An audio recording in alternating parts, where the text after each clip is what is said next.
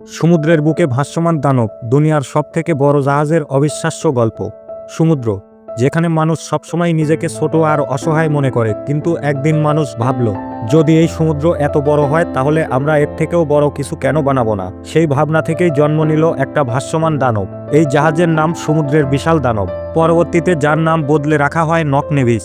এটা কোনো সাধারণ জাহাজ ছিল না, এটা ছিল ইতিহাসে মানুষের তৈরি সবচেয়ে বড় চলমান বস্তু।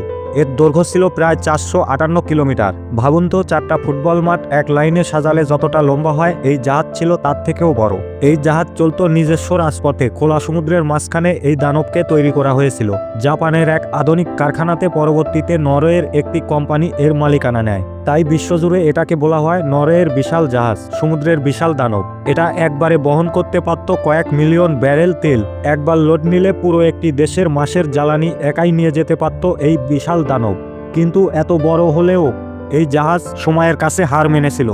একটি যুদ্ধে ক্ষতিগ্রস্ত হয় এই বিশাল দানব। পরে আবার মেরামত করে চালু করা হলেও শেষ পর্যন্ত একদিন থেমে যায় তার যাত্রা। 2010 সালে এই ইতিহাসের অংশ শেষ করে ফেলা হয়। দুনিয়ার সবথেকে বড় জাহাজ সমুদ্র ছেড়ে শেষ পর্যন্ত ইতিহাসের পাতায় স্থান নেয়। কিন্তু মানুষের স্বপ্ন থেমে নেই। আজকের দুনিয়ায় সবচাইতে বড় জাহাজের নাম সমুদ্রের প্রতীক। এটা শুধু জাহাজ নয়, এটা একটা ভাসমান শহর। এই জাহাজের ভেতরে আছে পার্ক, সুইমিং পুল, রেস্টুরেন্ট। মানুষ এখন সমুদ্রের মাঝেও শহরের জীবন বানিয়ে ফেলেছে। একটা সময় সমুদ্রকে মানুষ ভয় পেত, আজ মানুষ সমুদ্রের ওপর শহর বানায়। প্রশ্ন একটাই, ভবিষ্যতে কি এর চেয়েও বড় কোনো ভাসমান দানব আমরা দেখতে চলেছি?